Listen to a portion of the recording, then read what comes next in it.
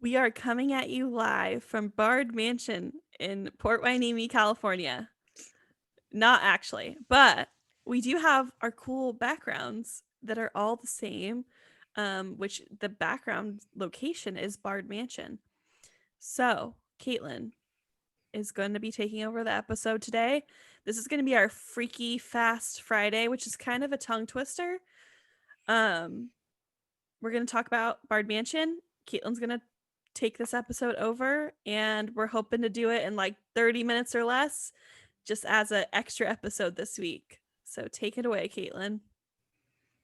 All right. So I do realize that if you're listening to the audio only, you will not realize what we're talking about with the background. But if you prefer listening to your podcast with a video accompaniment, you can check us out on YouTube. So this week we're just gonna do like a little mini like haunted theme episode. We're gonna talk about Bard Mansion in, like Hannah said, California. We grew up in this area, so I remember like hearing so many ghost stories when we were kids. Like exaggerated ghost stories, like a lot more exaggerated than what I'm going to talk about. So Senator Thomas Bard and his family moved to the area after it was built. It was built in 1912. I also found in some sources 1910. I from my understanding, there was like a smaller building already there that maybe was built in 1910, and then like the mansion we know of now was actually remodeled later, between 1918 and 1926. But I think somewhere in there was when it became like called Bard Mansion, perhaps. Thomas Bard was born in Chambersburg, Pennsylvania in 1841. He was a Republican in the U.S. Senate from 1900 to 1905. Before that, he served in the Civil War for the Union, which is the North. He was super big in helping form Ventura County. He's kind of considered the father of Port Hueneme. He built what at the time was called a wharf. His son Richard, who kind of like took over, and like there's a lot of places named after him as well, because he did a lot of really good stuff for Port Hueneme. Like the elementary school? Yeah, so the elementary school is named after his son. Okay. He did a majority of the expansion and made it what we now know as like the Port Hueneme Harbor. Basically, he had like all the land that the military base like currently sits on, plus the harbor, plus like a little bit outside of that. I think Richard owned that because he inherited it from Thomas Bard, but he eventually sold it to the Navy base. Or like I guess he sold it to the government and they made it into a Navy base.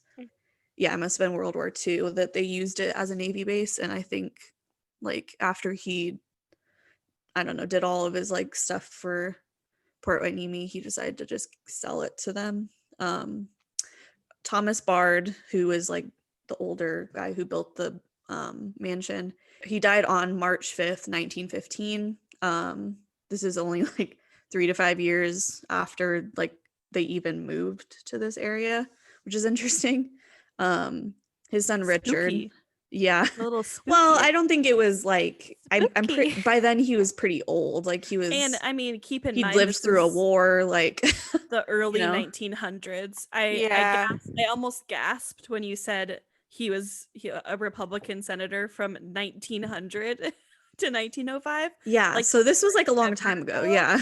So I get that. I mean, he probably was just old and nothing was spooky about it, but this is a spooky episode, so just keep the spookiness in your brain. So honestly, I didn't really find how he died. Like, I mean, I was just looking, like he wasn't that old. He was 76, which I guess was pretty old. That's old for 1910. Yeah, just kidding. That is pretty old. Okay. Anyway. People were dying at like 35. That doesn't seem that old, you know? I don't know. Anyway. I'm just kidding. I don't think the death age was that early, or in the early 1900s. Like no, like in the 1600s and like the 1700s, yes, but I don't think in the 1900s it was that early. Thomas Bard's son Richard and his wife Joan, along with their 5 children, began living at the Bard Mansion in 1916. They were living in the building that is said to be known as the Bungalow, was like its nickname. It is currently called Quarters A and houses the commanding officer's family that lives on on the Port Hueneme Naval Base. Oh, the White House. Have we been there? Yes, so it's like a little bit smaller. So like that's where Richard Bard and his family lived. I remember it was like right across the street from my friend Anna. Her house was right across from the quarters. The interesting commander's quarters. That's the only building on the property that people still live in. Like the mansion itself is used. Sorry. I remember calling it the White House. It was like it backed up to the bamboo forest. Yeah. Man, we had such like simplistic names for things as children. I love it. We knew as children is listening to this, they would totally be like knowing exactly what we're talking about, but no one else does. No one that hasn't lived on the base. But I think it's weird. Why did they live in like a separate house? Why didn't they live in the main mansion? So I actually am about to get to that. Basically, spooky. So like honestly, there wasn't like a ton of information about Bard Mansion in its like early days. A lot of what is known about it was like anecdotal. Like I found an article on a news website that was like basically a descendant of this family. Like I believe I have it written somewhere, but basically she's the like great granddaughter of Thomas Bard. She like knows a lot about it because her family has like passed down stories about it. But like I don't think there's like a ton of like the only historical significance of it at the time was that obviously it was really big and it was owned by this guy who essentially like founded Port Hueneme. So right. Anyway, to answer your question, Barrelwood, so Berylwood, was like the colloquial name of it because Thomas's one of his daughters was named Beryl. So Barrelwood was remodeled into the mansion-sized building it is today between 1918 and 1926. So I believe there was like some kind of different structure there originally. I don't know how big it was, but it definitely wasn't as big as like what we know now. So I wonder if it like originally was only the bungalow. That's kind of my understanding of it from what I was reading. Right. So at the time that was like the main location you could live in. But it's possible. I'm not 100% sure, but like I think that might be like that kind of makes sense with what I'm reading the notes right now, and that makes sense to me that the section that we are sitting in front of in the video version of this probably didn't look like that when he moved in. So interesting. Well, and so Thomas Bard's wife continued to live on the property, I think, for a while before she died. She actually died on the property. We'll get to that, but that is spooky. A couple people have, I mean, technically died on the property, so we'll get to that though. Technically. So it's funny because for a haunted place, Bard Mansion hosts a lot of weddings. Events. Yeah. That's their thing. So like the main ones that I was finding like ads for was weddings, like dinners, like buffet dinners or like fundraising dinners of some kind. And then they do a lot of like haunted activities that are for military families, like on the base, like near Halloween. They do a lot of stuff like that. So we're gonna get into like some haunted stuff if I can really spice things up here a little bit. So there, from what I could find, so basically there's this like supernatural paranormal historian guy in Southern California. Maybe he's in all of California. His name is Richard Sennett. He hosts like a lot of, I think he does TV shows, but like there's also like YouTube videos, and he does a lot of like ghost tours basically. So he like takes people around to haunted places in Southern California. And he did a like interview in the Ventura County Star, which is like the main newspaper for this area. And his lore, like this is just on, like this is what he's come up with. There are 3 main ghosts that people have like said to have seen. The first one, or just one of them, no in particular order, is an Asian servant named Ah Ching. There's not a lot known about him. He kind of just like hangs out in the house, and I think he seems to be like one of the ones that like is least bothered by people. So is that when we were younger, the story that I heard was that there was the one room, it was kind of like a sunroom almost, but often when I was there, it would have like dining tables in it. And it was said there was a servant that haunted that room, and you could feel kind of a chill when you walked into that room. Which you And could. so I I'm remember. wondering if this was that servant, or if you found in your research that that was like maybe that was Elizabeth Bard, which was his wife. So Elizabeth Bard is the second ghost, and she is mainly like people report to see her near the men's restroom on the first floor. Okay. And they see her in the mirror a lot. So she is like the one that's like an apparition, like you actually see her physically. I don't ever remember hearing anything about seeing the servant. Like it was more of a feeling that you could like sense somebody there. And then I don't know if you'll get to it, but there was a lot of like you'd see them in pictures and feel like they were like looking at you, like you'd see the pictures move. That is what I remember hearing a lot about. Ahching, Ahching. He was mainly seen on the third floor, which is like basically the attic, which is where servants at the time lived. But yeah, so like he's one of them, and then Elizabeth Bard, Thomas's wife, she died on the property, I'm pretty sure, and people see her a lot. People also report she didn't die in any weird way though. She was just not old. that I know of. Like I'm pretty sure she was just old. That's just I mean, that's a checking. good I couldn't find a lot about like the people. It was mostly like about the building itself, and all of the information was like super modern. So it was like ads for Easter egg hunts or haunted or like Halloween themed dinners or stuff like that, or weddings, obviously. Like, yeah, so it's interesting because I mean we are very familiar with the stories of Bard Mansion because we grew up and lived on the Port Hueneme Navy base for years, and so it was kind of like it was almost like told as an urban legend, sort of, when we lived there. And you would go every once in a while and you would think that you saw a ghost, or you would see kind of some creepy things. And so it's not a very well-known haunted place, but that being said, it's interesting to me because if you just Google like Bard Mansion haunted, you'll find a bunch of pictures that people have taken in there. There's a lot of pictures. We're gonna post one on the Instagram that's like one of the more famous ones, quote unquote. It was taken by Carrie Brewster in 2005. It's like basically of her standing in a hallway, I believe on the second floor, and you can kind of like in the light of the flash, you can see this like outline of a ghost. I think that's probably one of the most popular ones.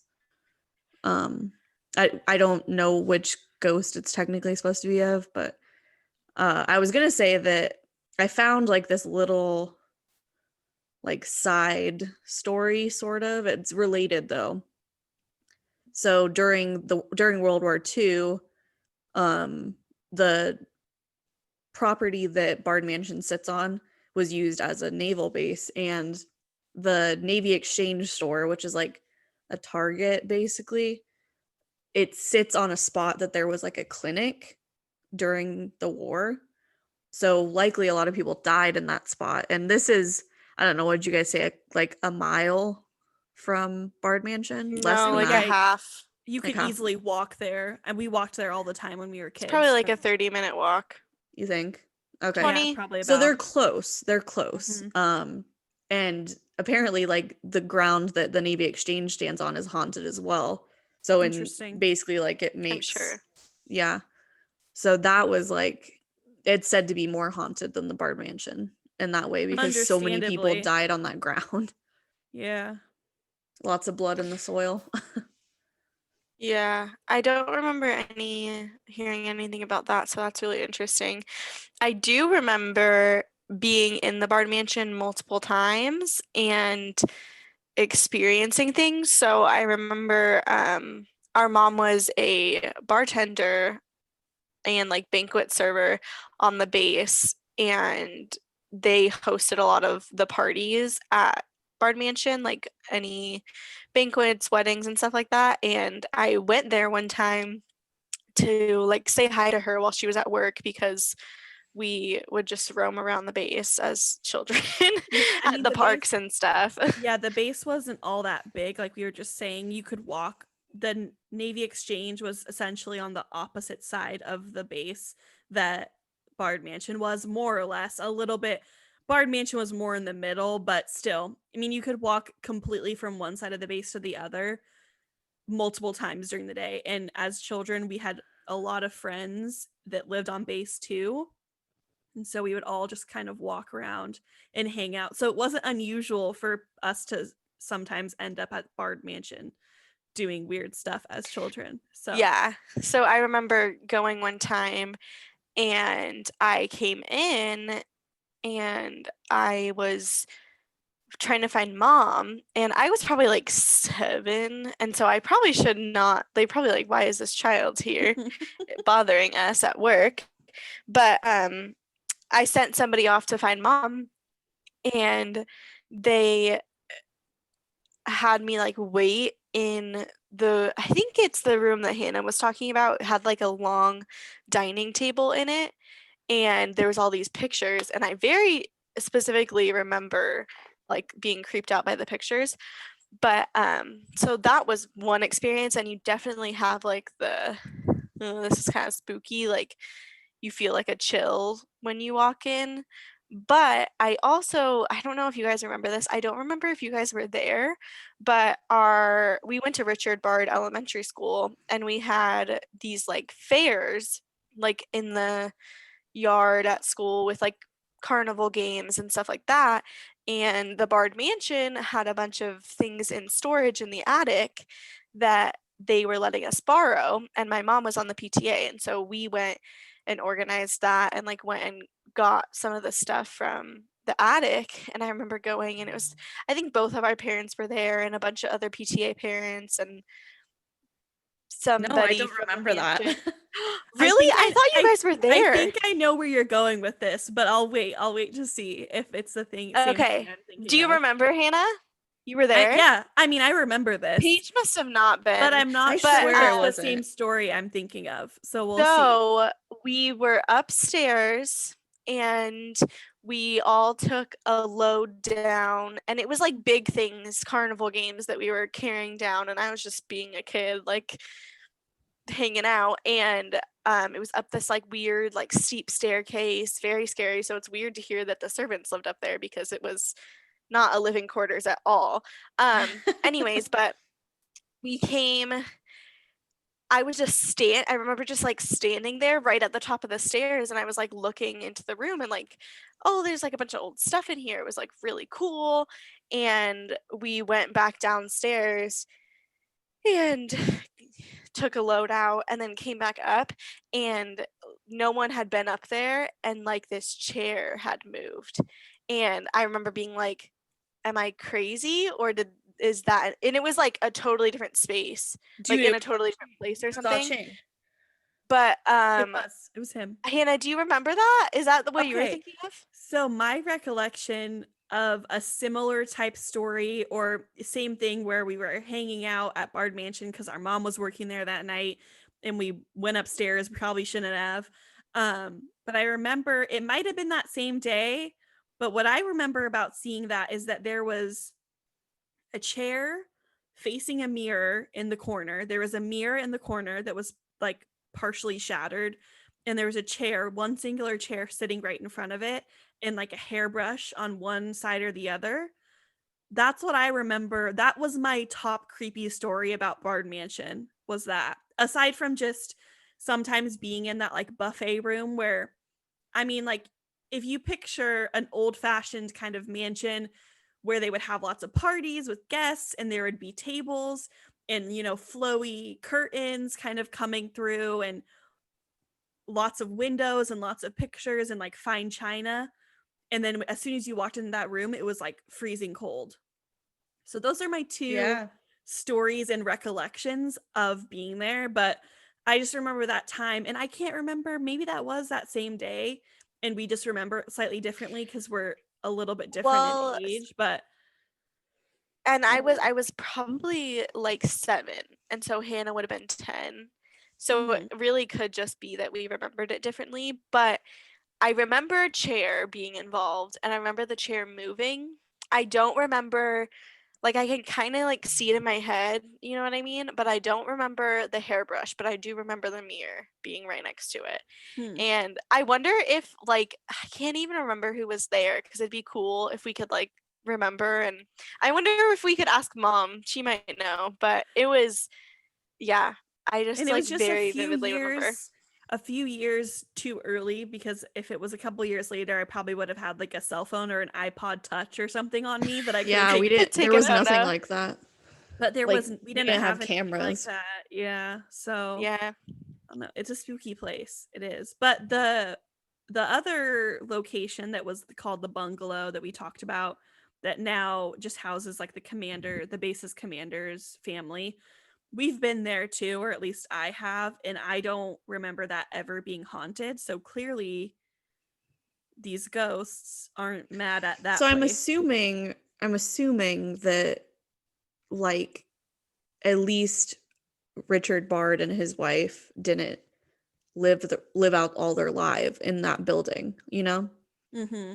Because Which would make sense why I they would think by the haunt. time Richard Bard died, he had already sold the property to the government. So he didn't die in the house. So if you see what Right. I'm saying. Yeah, I do. And by the time that the actual like part that we know as the mansion was built, that was when Richard was living there, right? That's what you're saying. So it would make sense that he Well, had. it's my understanding that Richard never lived in the mansion part. I mean, I could be incorrect about that. Again, there's not a lot of information. I just thought this would be kind of like a fun little like ghost story because Well, we and it have is like interesting some because experience with it. it is interesting because it's like I was saying, it's this big deal to everyone that like lives on that base or in that area. You know, it's a huge part of like the culture. Like everyone knows that Bard Mansion is haunted, but it's not this super, big thing. I think now, especially if you want to go there, it is on base. So you can't just like go and hang out and walk around, just to see if you have any paranormal activity yourself. They You do would have to be like tours, I believe. chaperoned or Yeah. tours, or you'd have to find somebody. But I mean, if anyone that's listening has the opportunity to go, it's a cool place. I mean, it's a beautiful house too, but it is a little spooky. It's a little Spoopy. spooky. The last ghost that I read about was Thomas Bard himself. Apparently he like doesn't like that the place has a reputation for ghosts.